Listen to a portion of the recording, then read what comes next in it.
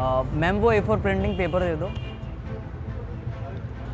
Ma'am ये पीले वाले पेपर नहीं चाहिए, वाइट वाला पेपर नहीं है क्या? क्यों, इसमें क्या प्रॉब्लम है? अरे यार अगर ऑफिस में इन पेपर्स पे काम करूँगा कितना अनप्रोफेशनल लगेगा ना।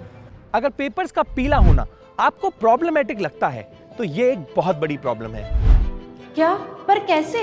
रिपोर्ट्स के हिसाब से वर्ल्ड में अराउंड 14% डिफॉरेस्टेशन सिर्फ हमारे पेपर यूज करने की वजह से होता है। एक हेल्दी एनवायरनमेंट के लिए हमें कम से कम 33% फॉरेस्ट कवर की जरूरत है और इंडिया में 25% से भी कम फॉरेस्ट कवर अब बचा है और ये एक मेजर कंसर्न है। इसका सीधा मतलब ये है कि हमें डिफॉरेस्टेशन को कम करना होगा और इसकी शुरुआत धीरे धीरे हो सकती है। और डिफॉरेस्टेशन कम करने के लिए हम अपना पहला स्टेप ले सकते हैं बाय अवॉइडिंग व्हाइट पेपर। तो क्या इसका मतलब है कि हम पेपर यूज करना बंद कर दें?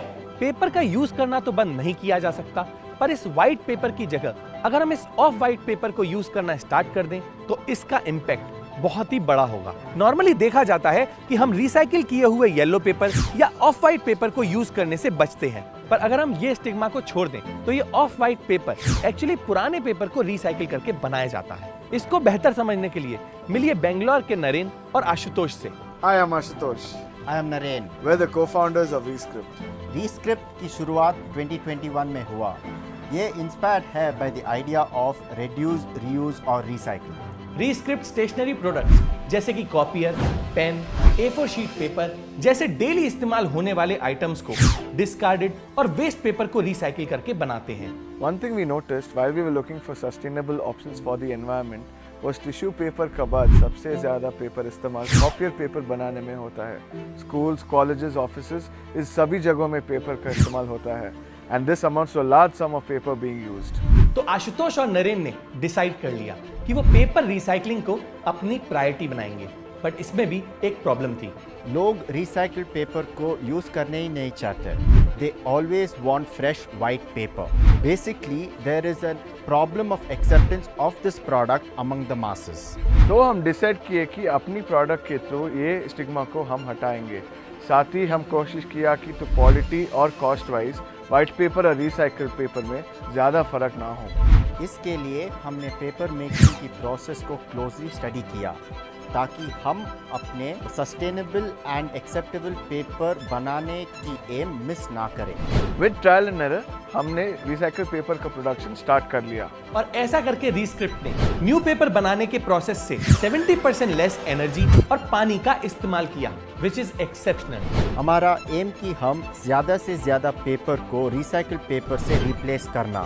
And in this process in the last 9 months we have sold about 100 tons of paper in the market. और ऐसा करके आशुतोष और नरेन ने 2700 पेड़ों को कटने से बचाया। साथ ही इन्होंने 40 लाख लीटर्स पानी को यूज होने से भी बचाया है। और इतना ही नहीं, इन 100 टन्स रिसाइकिल पेपर से 1.3 लाख किलो कार्बन एनवायरमेंट में आने से बचे हैं। All this was done by recycling just 100 tons of paper. Isn't that amazing? तो इस बात से हम अंदाजा लगा सकते हैं कि अगर हम सब फर्स्ट हैंड व्हाइट पेपर की जगह रिसाइकिल पेपर का इस्तेमाल करना स्टार्ट कर दें तो एनवायरनमेंट पे कितना पॉजिटिव इंपैक्ट आएगा।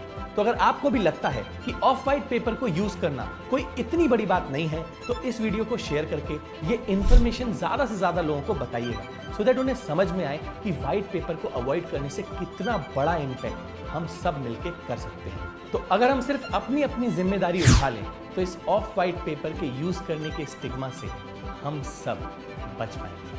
That's it for this video. See you next Wednesday. हम ऐसे ही एनवायरमेंट अवेयरनेस पे फिल्म्स बनाते हैं, तो अगर आप एनवायरमेंट को लेके थोड़ा सा भी सीरियस हैं और उसे सेव करना चाहते हैं तो आप इको फ्रीक्स नाम के फेसबुक ग्रुप को ज्वाइन कर सकते हैं। इसमें हम ऐसे लोगों की कम्युनिटी बनाना चाहते हैं जो एनवायरमेंट के बेटरमेंट के लिए कुछ कर रहे हो। तो अगर आप किसी ऐसे को जानते हैं या आप खुद कुछ ऐसा कर रहे हैं तो आप इस ग्रुप में जाके पोस्ट कर सकते हैं, सो दैट और लोगों को इसके बारे में पता चले। लिंक डिस्क्रिप्शन में मेंशन है। Thank you and take care.